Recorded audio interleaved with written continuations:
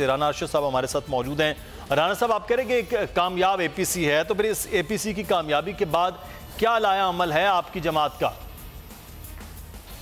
جی مدثر بھائی، گزارش یہ ہے، آج میاں نواز شریف صاحب ہر جمعرات کو ملاقات ہوتی تھی، اور آپ کو پتہ ہے کہ پچھلی جمعرات کو اناڑی نائب اعظم لاہور میں تھا، تو اس نے کہا کہ میں لاہور میں ہوں اور میاں نواز شریف سے ملاقات کرنے کی ان کے رشتہ داروں اور پارٹیز کے لوگوں کو اجازت نہیں ہونی چاہیے، کیونکہ یہ پرویز مشرف کے ریفرینڈم کا چیف پولنگ ایجنٹ تھے، اور وہ ذہن سے وہ آمریت نہیں جا رہی نیازی صاحب کے، اور پچھلی جمعرات بھی ملاقاتیں بند کر دیں، اور آج بھی ان کے بھتیجوں کو ملنے کی اجازت نہیں دی گئی، صرف ان کی بیٹی اور والدہ کو اجازت دی گئی ہے۔ میں سمجھتا ہوں کہ یہ نیازی صاحب جو ہیں، یہ کوئی غیر ملکی ایجنڈا لے کر پاکستان کے اوپر بربادی مسلط کر رہے ہیں، اور الحمدللہ پاکستان کی عوام کے ساتھ جو مہنگائی، لاقانونیت، ڈالر کی اڑان، اور ہمارے دور میں 50 روپے کلو چینی تھی، تو کون سی آفت آ گئی؟ گنا تو بھی ہم خود ذمہ دار ہیں، گنا تو کھیتوں میں پیدا ہوتا رہا، آج بھی ہے، اور چینی 75 روپے ہو گئی، اور پھر ماشاءاللہ ترین صاحب کا کلیجہ ٹھنڈا نہ ہوا، انہوں نے 3 روپے 65 پیسے پر کے جی ٹیکس لگوا کر لاکھوں ٹن جو انہوں نے سٹاک کیا ہوا تھا چینی کا، اس سے اربوں روپے کما رہے ہیں۔ میں عرض کرنا چاہتا ہوں کہ جو آپ کی 31 مئی 2018 کو 65 روپے پر کے جی چنے کی دال تھی، وہ 120 روپے کی ہو چکی ہے، اور پھر آپ یہ دیکھیں کہ کل 5.5 روپے، اور آج ڈالر کی اڑان آؤٹ آف کنٹرول ہے۔ میں عرض مدثر بھائی یہ کرنا چاہتا ہوں کہ یہ کنٹرول کرنا کس نے ہے؟ بجٹ کے معاملات اگر حکومت یہ نہیں، بڑے مشکل اس وقت عوام کے لیے پیش آ رہے ہیں۔ میں لغاری صاحب سے اس پہ، یہ غریب مار بجٹ ہے، یہ آئی ایم ایف کا مسلط شدہ بجٹ ہے۔ جی لغاری صاحب، ایک چیز میں آپ سے یہاں پر جاننا چاہوں گا، یہاں پر ایک معاملہ جو ہے سب سے درپیش اہم آ رہا ہے، وہ ہے اپوزیشن کا اس وقت جو قیادت ہے، ان پہ سخت قسم کے کیسز ہیں، ان سخت کیسز کے اندر کیا آپ کو لگ رہا ہے کہ یہ تمام تر ایک اچھی، بڑی اور ایفیکٹو تحریک چلانے میں کامیاب ہو سکتی ہے اپوزیشن؟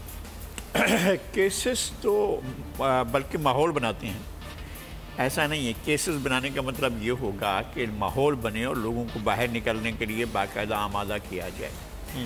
کیسز کب نہیں ہوتے تھے؟ جنرل ضیاء الحق سے جیسے کیسز تو کوئی نہیں بنا سکتا ہے، اور جنرل ضیاء الحق جیسی کورٹس کسی کے پاس نہیں ہیں جو گھنٹوں میں فیصلہ کرتی تھیں، اور سمری ملٹری کورٹ بنی ہوئی تھیں جو سرسری سماعت کی، بلایا فرد جرمائد کی اور کہا کہ تمہارے پاس کیا صفائی ہے، وہ کہتا تھا کہ میں نے الزام تسلیم نہیں کیا، وہ کہتے ہیں کہ الزام ثابت ہو گیا اور تمہیں سزا ہو گئی، یہ ٹوٹل کارروائی ہوتی تھی۔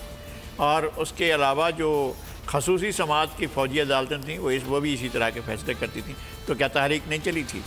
کیا جنرل ضیاء کا اقتدار باقی ہے؟ کیا اس کے بعد پرویز مشرف کا اقتدار باقی ہے؟ 8-9 سال کے بعد وہ بھی رہے، تو کیا ان کا اقتدار ختم نہیں ہوا؟ کیا اس ملک کے عوام کے ہاتھوں ختم نہیں ہوا؟ کیا جنرل ضیاء الحق کے اقتدار کے خاتمے کے لیے عوام سر یہ تو مختلف ہے نا، جنرل ضیاء الحق کا جو جنرل مشرف کا ایک آمرانہ دور ہے، یہاں پر ایک حکومت ہے جس میں اپوزیشن بھی موجود ہے، جس میں پارلیمان میں بیٹھی ہوئی حکومت بھی ہے، وہ الیکشن سے نکل کر آئے ہیں، اس پر سلیکٹڈ کے یا اس پہ دھاندلی کے معاملات ہو سکتے ہیں، لیکن یہاں پر یہ بار بار بات ہو رہی ہے کہ ایک جانب پی ٹی آئی، پیپلز پارٹی اور نون لیگ ابو بچاؤ تحریک ہے، یہ نام دیتی ہے حکومت ان کو، اور دوسری جانب مولانا فضل الرحمان صاحب ہیں، وہ کہہ رہے ہیں کہ بن پانی کے مچھلی ہے جو تڑپ رہی ہے کیونکہ وہ پارلیمان میں نہیں، یعنی کہ ذاتیات پر مبنی یہ تحریک، اور ذاتیات پر مبنی تحریک تو ماضی میں کبھی کامیاب نہیں ہوئی ہیں۔ ماضی میں بھی ایسی تحریکوں کو یہی نام دیے گئے تھے، ایسا نہیں ہے کہ ماضی میں چلنے والی تحریک کو جمہوری تحریک کہا گیا، عوامی تحریک کہا گیا، عوام کی پاپولر تحریک کہا گیا۔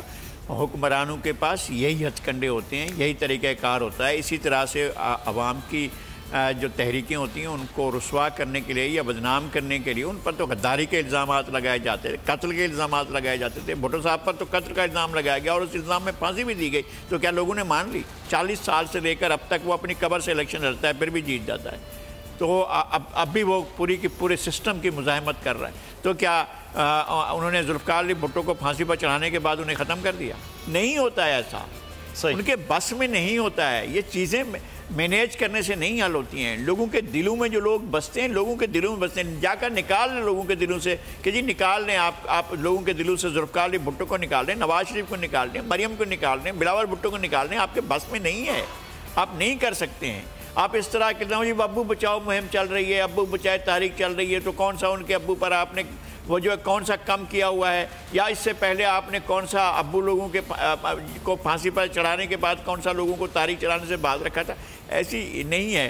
میرے خیال میں یہ طفلانہ باتیں ہیں، اور اس طرح کی باتیں پہلے بھی ہوتی رہی ہیں، اب بھی ہو رہی ہیں. لیکن سر یہ تمام تر باتیں ہیں. رانا صاحب جو لغاری صاحب بات کر رہے ہیں، بہرحال ایک سیاسی جو ورکر ہے وہ تو اپنی تحریک کو اسی طرح سے چلاتا ہے، سیاسی لیڈر ہے اسی طرح سے. جو لغاری صاحب بات کر رہے ہیں بالکل تجزیہ ان کا صحافت کے پیرائے میں بالکل صحیح. لیکن سر یہ جو ماضی میں تحریکیں چلتی رہی ہیں، میں لغاری صاحب یہ سوال آپ کی جانب آؤں گا، لیکن میں رانا صاحب جو ماضی میں تحریکیں چلتی رہی ہیں جو 90s جس کا بہت زندہ ثبوت ہے وہ آپ چلاتے رہے ہیں. بی بی کے خلاف حکومت کے پاکستان پیپلز پارٹی چلاتی رہی ہے، مسلم نون کے خلاف پھر آپ چلاتے رہے ہیں، بی بی کے خلاف پھر وہ چلاتے رہے آپ کے خلاف. یہی پنگ پونگ کے کھیل کی طرح جائیں گے. اب اس کے بعد جنرل مشرف آئے تو جنرل مشرف کے خلاف جو ہے وہ تحریک ہوئی، پھر میثاق جمہوریت کے معاملات ہوئے، پھر اکٹھے ہوئے، پھر آپ کے خلاف میاں نواز پیپلز پارٹی کے خلاف میاں نواز شریف کالا کوٹ پہن کر چلے گئے، اور آپ نے جو گیلانی صاحب ہیں ان کو نکالنے کی بات کی. آپ نے راجہ جو پرویز اشرف تھے ان کے نام رکھے گئے. یہ آپ ہی کی حکومتیں کرتی رہی. وہ کہتے رہے کہ یہ حکومت. پھر میاں نواز شریف صاحب آئے،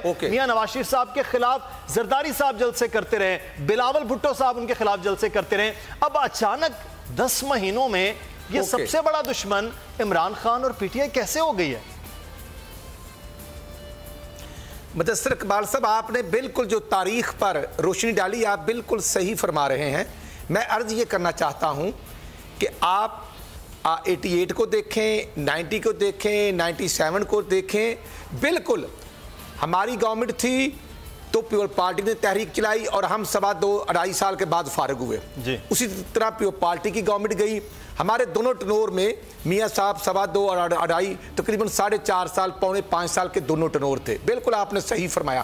گزارش یہ ہے جو لغاری صاحب نے فرمایا، ذوالفقار علی بھٹو کو پھانسی دے کر انٹرنیشنل کمیونٹی پاکستان کے اندر ذوالفقار علی بھٹو کے نام لیووں کو ختم نہیں کر سکی.